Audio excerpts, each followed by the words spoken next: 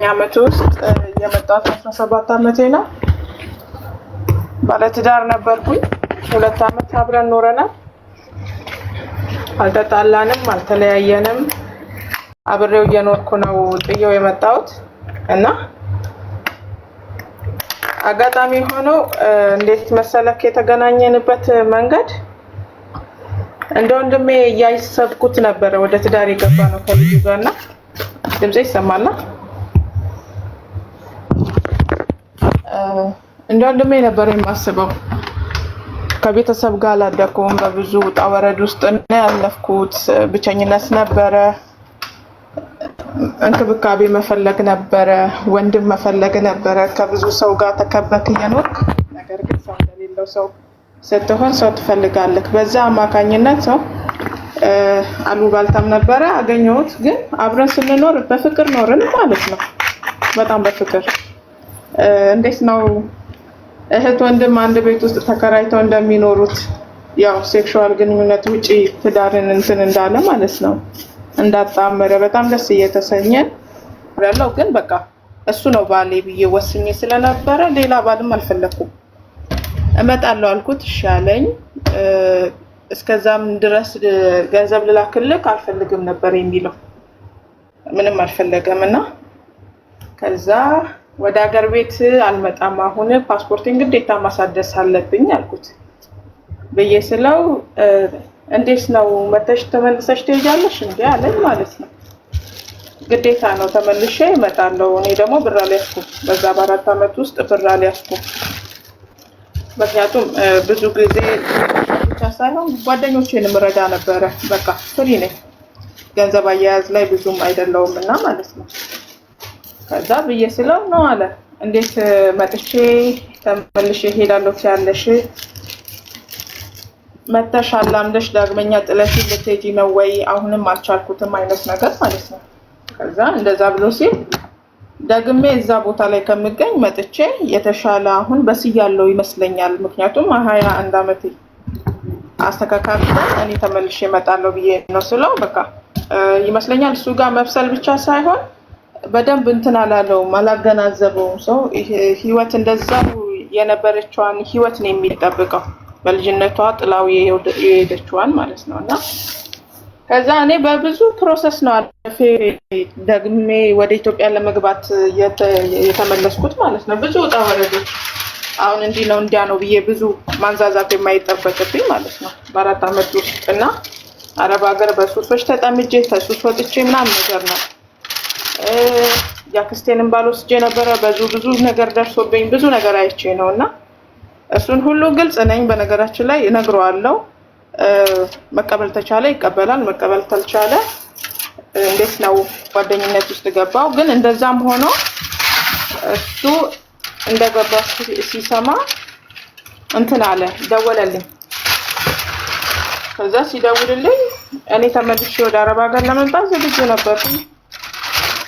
ከዛ ምን ነው ሲል ምንም አይደለም በቃ እኔ እመጣለሁ ብዬ ነበረ። መታገስ ስላቃተክ ሄድክ፣ እኔም አልተመቸኝም።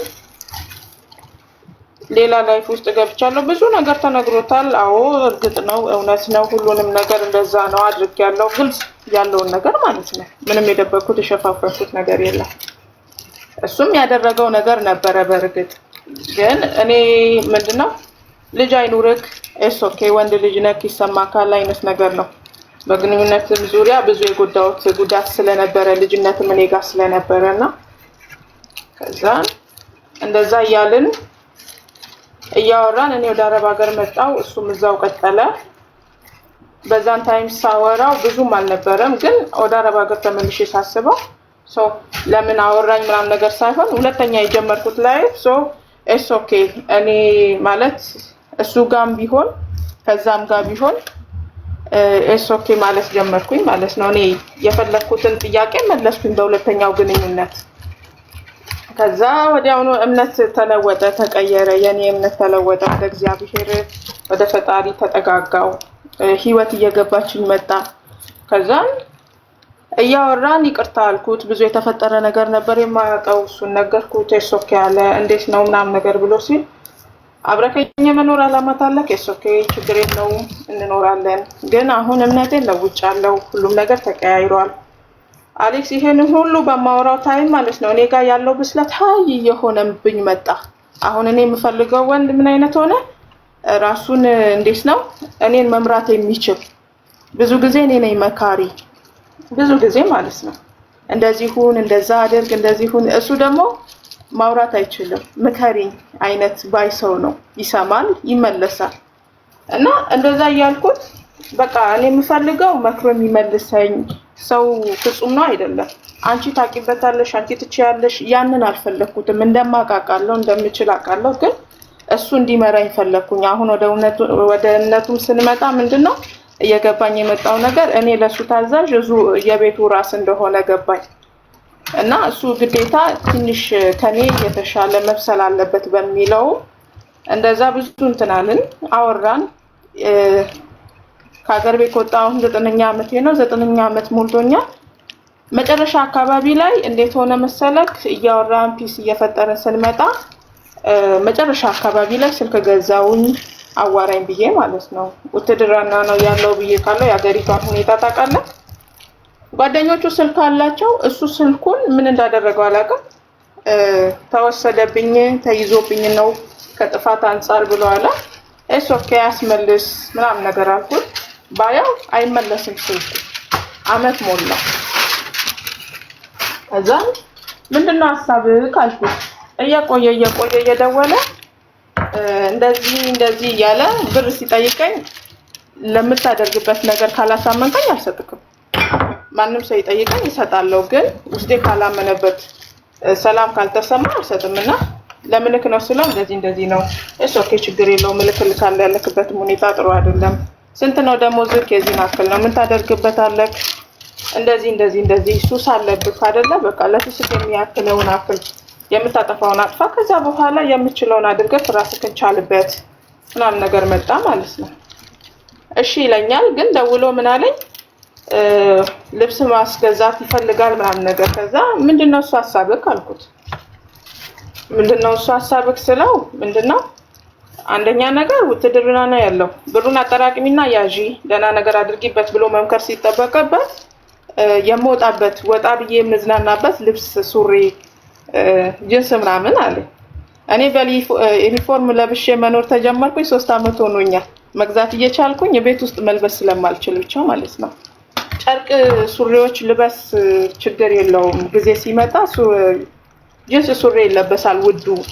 አሁን ግን በራስክ ደሞዝ ራስክን ቻል። ለምንድነው አሁን የምታስቸግረኝ አልኩት። ከዛ ብዬ ስለው ልታደርጊልኝ አትፈልጊም እንዴ አለ። እንደማደርግልህ ታውቃለህ። ግን ደግሞ አሁን እንዲደረግልኝ እኔ የምፈልገው ካለ እንድቆርስልኝ ነው እንጂ እኔ ቆርሼ እኔ የበላይነቱን መውሰድ አልፈልግም አልኩት። ላለማድረግ አይደለም፣ ግን ራሱን ችሎ ቆሞ እኔ ማስተዳደር እንደሚችል ማወቅ አለብኝ ግዴታ ማለት ነው። እንደዛ እያለን እያወራን በቃ ሁኔታው አልመች ሲለኝ ምን አልኩት? ከዚህ በኋላ እዚህ ጋር ይብቃን፣ እናቁም። አንተ እኔን መያዝ እያይቻልክ አይደለም። ምክር እፈልጋለሁ፣ ተግሳጽ እፈልጋለሁ። እድሜው አሁን ወደ 32 ምናምን ነገር ደርሷል። የሚያወራኝ ወሬዎች ምንም በቃ የወደፊት እቅድክ አላማክ ምንድነው ስለው ምንም አያውቅም። ምንም ማለት ነው። ምንድነው ስለው ከዚህ ብቻ መውጣት ነው። ኦኬ ከዚህ ትወጣለህ፣ እግዚአብሔር መልካም ነው ያወጣካል። ግን ወደፊት ምን ታደርጋለህ? በቃ እግዚአብሔር የሰጠኝን ትክክል ነው። ግን ምን አላማ ህልም አለ? ምንም መልስ የለም ማለት ነው። ግራ ገባኝ።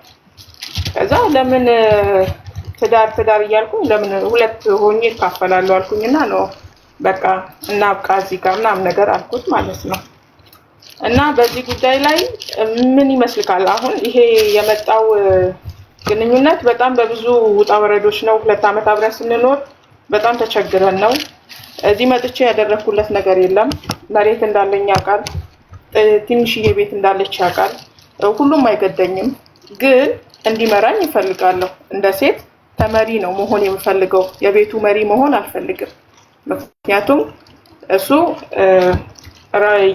የእሱ ራስ ክርስቶስ እስከሆነ ድረስ እኔ ለክርስቶስ እንደምገዛ ለሱ መገዛት ባይኖርብኝም ግን ቤተክርስቲያን ለክርስቶስ እንደምትገዛ እንደዛ ነው መገዛት የምፈልገው። እምነት ተቀያይሯል። እኔ ጋር ያለው ዕውቀት በስቷል። እሱ ጋር ያለው መረዳት ደግሞ በጣም አነሰብኝ። ገብቼ እኔ ልምራብል እወርቃለሁ ብዬ ፈራው። ወደ ኋላ መለሳለሁ ብዬ ፈራው። ይጎትተኛል ብዬ ፈራው። ታውቃለህ እኛ በምንሰማው ነገር እንደምንጎተት። በእርግጥ ከእግዚአብሔር ጋር ዲል ስታደርግ ድምጽ ሰምተህ ስትራመድ እግዚአብሔር መሪ ነው፣ ይመራካል። ሴት ወንድ ብሎ ልዩነት የለም። ግን እሱን መልሳለሁ ላይ አሁን እኔ 27ኛ ዓመቴ ላይ ደርሻለሁ። እሱን እንደገና አነሳለሁ ብዬ ስጋጋጥ እኔ እድሜ የሄደ ወድቄ እንዳልቀር ፈራው። ምን ትመክረኛለህ? ከዚህ ከሄድሽ በኋላ ከማን ጋር ነው ጓደኝነት ጀመርኩ ያልሽ?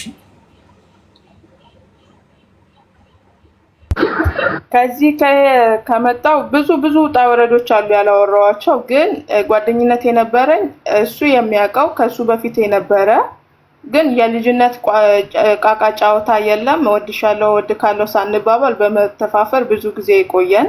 ግን ጠቅላላ አድርጌ ስነግርህ ሴክሹዋል ነገር ላይ ደስተኛ አልነበርኩም። እኔ ከቤተሰብ አንጻር ካደኩበት ሁኔታ አንጻር ማለት ነው።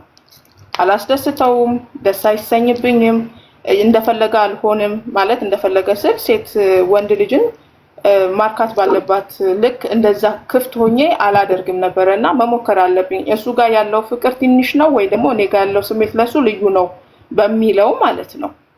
እና እዛኛው ጋም ሲሄድ ሰው እኔ ጋር የነበረ ትራማ ነበረ። ያ ትራማ በእግዚአብሔር ቃልና በእግዚአብሔር አብሮነት ከኔ እንደተለየ አወቅኩኝ። እና እሱ መሸጋገሪያ ሆነኝ። ያውቀዋል ልጁን። ከሱ ጋር ነበረ ግንኙነታችን። ልጁን ደግሜ የራሴ እንደማላደርገው ከሱ ጋር እንደማልሆን አውቃለሁ። ግን የመጀመሪያው አስሮኝ ያዘኝ እሱ ነው። የመጀመሪያ ግንኙነትን ሳላቅ ነው አብሬው የኖርኩት። ክብሬን የሰጠሁት ለሱ ነው። የኔ ነሽ የሚለው እሱ ነው። እኔም 9 ዓመት ሙሉ አሁን ድረስ ማለት ነው ባለትዳር ነሽ ወይ ሰው ሊያዋራኝ ሲመጣ ባለትዳር ነኝ ነው የምለው። ሁሉን ነገር አስረድቼ ይቅር ተባብለናል። ያንንም ኬዝ ያውቀዋል። እሱም የጀመረው ላይፍ ነበረ።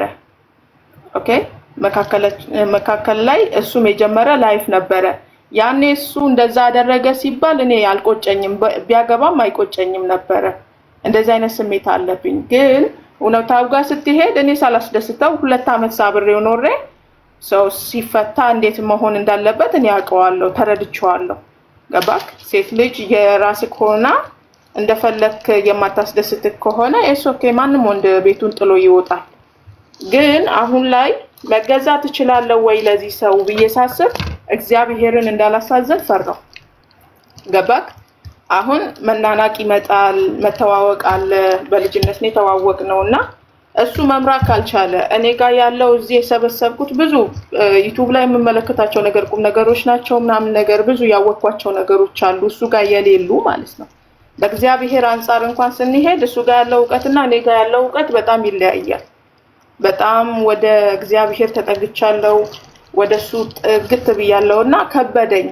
ይሄንን ሰው የራሴ ባደርገው ደግሜ እኔ አልወርቅም ወይ አልንሸራተትም ወይ? በጣም ግራ ተጋባው። ወይ ማለት አሁን እሱ ጋር በትዳር ውስጥ እያለሽ ወይም እሱ በህይወትሽ ውስጥ እያለ ከሌላ ሰው ጋር ጓደኝነት መመስረቱ ለምን አስፈለገ? ደስተኛ ካልሆንሽ ከዛ ህይወት መውጣት አይቀልም ወይ? ወጥተሽ የራስሽን መንገድ በቃ አንተን በመንገድ አንቺን በመንገድሽ ተባብላችሁ የራሳችሁ መሄድ አይቻልም? ለምንድን ነው እንደዚህ ያደረግሽ? ያደረኩበት ምክንያት ምንድነው? ከአክስቴ ባል ጋር በጣም ሴክሹዋል ነገርን እናወራ ነበር። አንድ ላይ ነው የምንሰራውና እርካታ ማለት ምናምን ነገር በሚለው እናወራለን። እና እኔ ፍለጋ ላይ ነበርኩኝ። ማንን ፍለጋ ላይ ካልከኝ ራሴንና የፈጠረኝን ማለት ነው። ኦኬ እሱ ላይ ነበርኩኝ፣ ፍለጋ ላይ ነበርኩኝ። ሁሉንም ትቼዋለሁ፣ ራሴን መፈለግና ማግኘት አለብኝ በሚለው ወስኜ ፍለጋ ላይ ነበርኩኝ። እና ሴክሹዋል ነገር እኮ ደስ ያሰኛል፣ እንደዚህ ይሆናል በጣም ሲቸገር አየው ነበረ። እና በቃ ሁሉንም ተውኩትና እዛ ጋር ከባሌ ጋር አብሬሽ ስተኛ እንደ ወንድሜ ነበር የማስበው። ኦኬ ማለት ገብቶካል፣ ተረድተከኛል። ታሪኩ የሚባል ወንድም አለኝ፣ የጠፋ ከአባቴ ዘንድ የተወለደ የማላቀው ሁለት ወንድሞች አሉኝ አብሬያቸው አላደኩም። እናቴ አባቴን ጥላ ወጥታ ከሌላ ወንድ ጋር ትዳር መስርታለች። የሚመስለኝ ሴክሹዋል ነገር ስላልሰጣት ስላላስደሰታት እሱን ፍለጋ የወጣች ነበር የሚመስለኝ። ተረዳከኝ? እና ያ ነገር ስለሚመስለኝ ይሄ ነገር ምን አክል ብርቱ ቢሆን ነው እናቴንና አባቴን ያፋታቸው? ሁለተኛ ነገር እኔ ከባሌ ጋር ስተኛ ለምንድን ነው የሚያመኝ?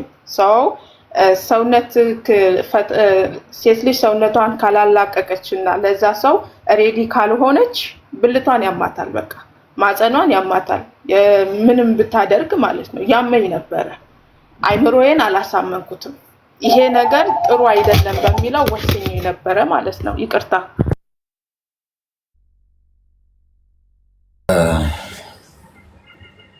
አዎ፣ ግን አሁን ምንድነው ነጥቡ? በነገራችን ላይ የምታወራው ነገር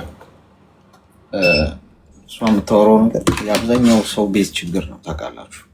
ሰው ግን አያወራው በግልጽ እና አሁን ስታወራው እሷ አንዴ ወይ የሚል ሰው አለ እና ይሄ አብዛኛው ሰው ትዳር የሚፈርስበት ምክንያት ነው ማለት ሁለቱ ነው ማውራት ያለባቸው። አይ ነው ባልና ሚስት ግን አያወራም ብዙ ሰው በቃ ማለት ለዛ ነው ሰው ቺት የሚያደርገው በትዳሩ ላይ። ወይ ሴቷ ትሄዳለች ወይ አሁን እሷ ጋር የተፈጠረው ይሄ ነው። በታወሩ ይሄ ሁሉ አይፈጠርም ነበር። ሁለተኛ ደስተኛ ካልሆንሽ መተው።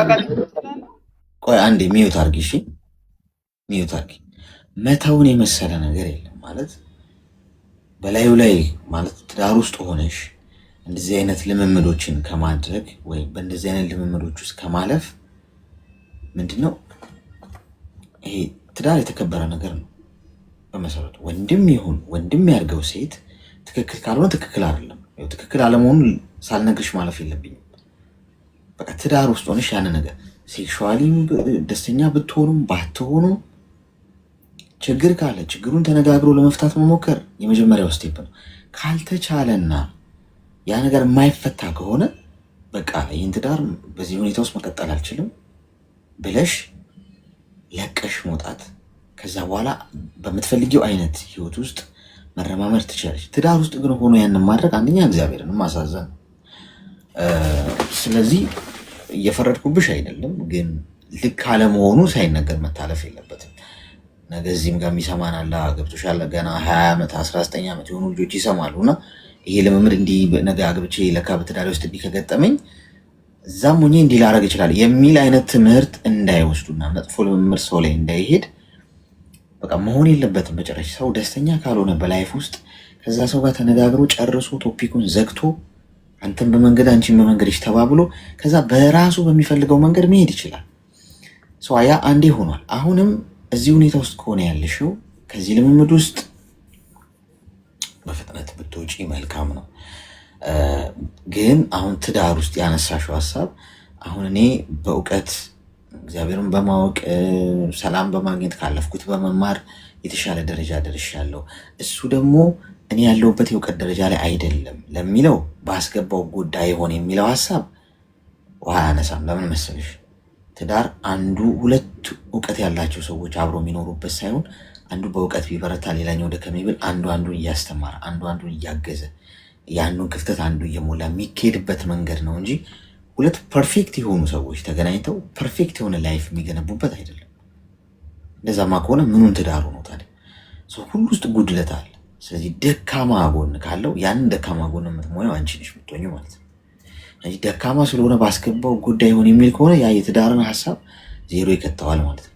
ድክመት ካለባት የእሷን ድክመት ማበረታ እኔ የምታበረታ እሷ መሆን አለባት እንጂ ደካማ ስለሆነች በቃ ብትመጣም ይሄን ነገር ታዛቧለች እንዲህ ብዬ ካሰብኩ ሰው አያስፈልገኝም ማለት ነው። አለማወቁ ወይም አንቺ የደረሽበት የእውቀት ሌቭል ላይ አለመድረሱ እንደውም ጥሩ ነው። አንቺ ሞር እንድትሰሪ እሱን እንድታሳወቁ በጋራ እንድታድጉ እንድትደጋገፉ የሚያደርግ ነገር ነው። ግን ይሄ ያደረግሽውን ያለሽበትን ልምምድ ደግመሽ እንዳታደርጊ። ሰው ሁሉ ስተት ይሰራል፣ ግን በቃ እንዳታደርጊው። ትክክል አለ። እሺ እሺ፣ በጣም ነው የማመሰግነው።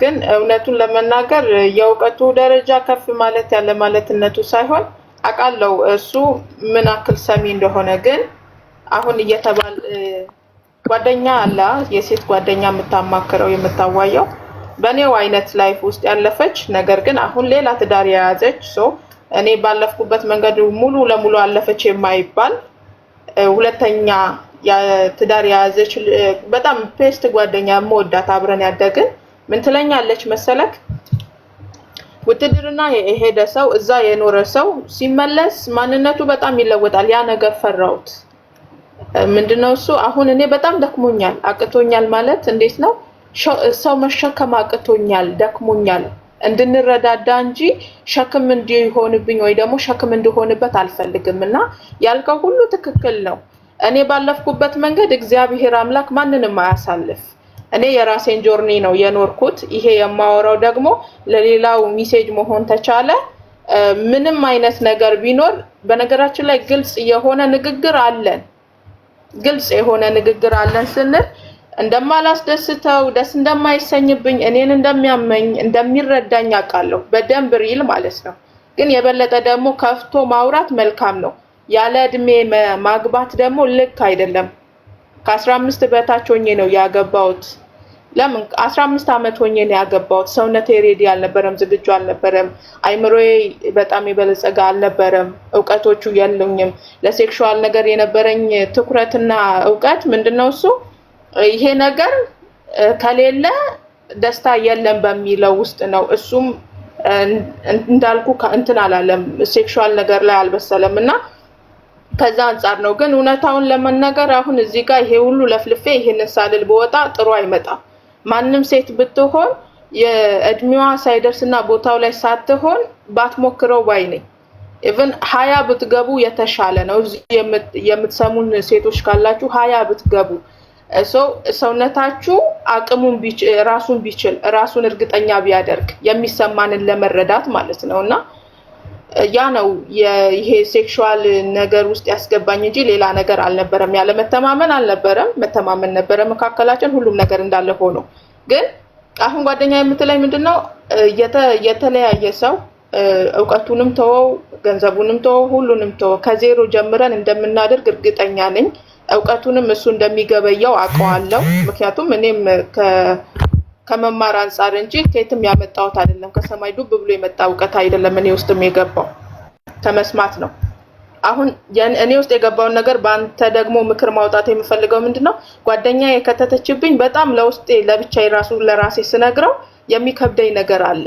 መልካምነቱን ነው የማወራው ጥሩነቱን ነው የማወራው በጣም ተረጂነቱን ነው የማወራው ወንድምነት አለው አባትነት አለው ይረዳል ሁሉም ነገር ነው ልጁ ማለት ነው ባሌ ግን እሷ ምንድነው የምትለው ከነገርኳት ሁሉ መልካም ነገር የሆነ ጎትታ አውጥታ የነገረችኝ ነገር አለ ምንድነው የተለያየ ሰው አብሮ ሲሆን ያደረግሽውን ያሰበ ይወቅስሻል ባለፈ ነገር መወቀስ አልፈልግም እሱ ነገር በጣም የሆነ ቀይ መስመር ነው ኔጋ ባደረግሽው ነገር ይወቅስሻል ነገ ተነጎዳ ፍቅር አይኖራችሁም የሆነ ሰዓት ስትጣሉ እንደዚህ ይልሻል እና ጥሩ አይደለም ቢቀርብሽ የተሻለ ይመጣል እኔ ደግሞ ምንም የተሻለ አይታየኝም እውነት ለመናገር አንደኛ ነገር ክብሬን የሚያውቀው እሱ ነው መሳሳቱ እንዳለ ሆኖ ኦኬ መሳሳቱ እንዳለ ሆኖ ክብሬን የሚያውቀው እሱ ነው ያለማወቄን የሚያውቀው እሱ ነው ልጅነት ባህሪዬን የሚያውቀው እሱ ነው ያ ነገር ሊለቀኝ አልቻለም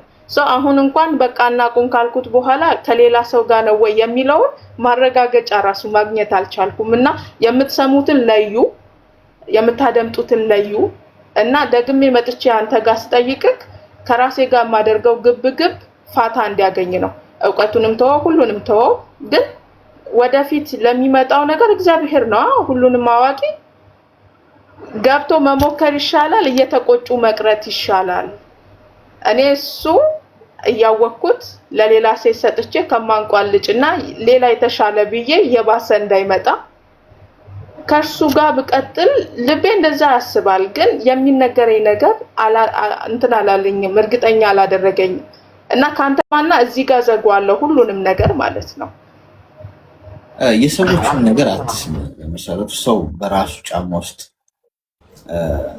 ሆኖ ሊነግርሽ የሚችለው ሰው ጓደኛዬ እንደዚህ ያለች እንደዚህ ታይወስ እሺ አንቺ ትክክል የሆነውን ብቻ አድርጊ ሊበጀው ስህተት ያልሆኑ ከዚህ በኋላ ሰው ተዘጽቶ ከተመለሰ እናንተ ከተግባባችሁ ዋናው ነገር የእናንተ ፈራጅ ሰው ሊፈርድ ይችላል።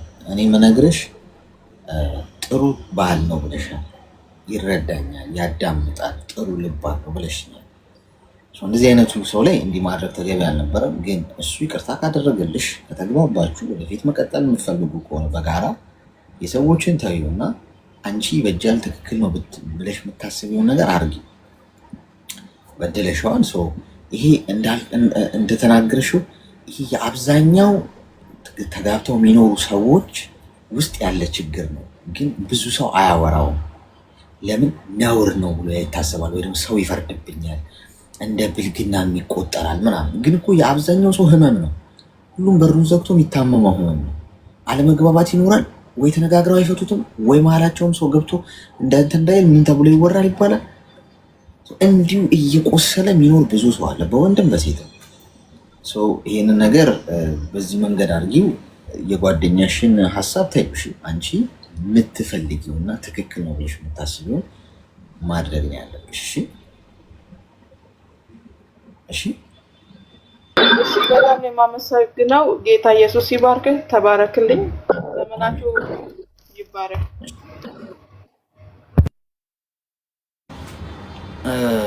አስቸጋሪ ነው። አሁን እሷ ያወራችው ነገር ሳይሆን ፖይንቱ ከእሷ ልትማሩ የምትችሉት ነገር አሁን ያገባችሁ ሰዎች ልታገቡም ያላችሁ ሰዎች በስህተት እንዳይተረጉም ጥንቃቄ ማድረግ ያስፈልጋል። እዚህ ውስጥ 17 18 ዓመት ያላችሁ ልጆች አላችሁ።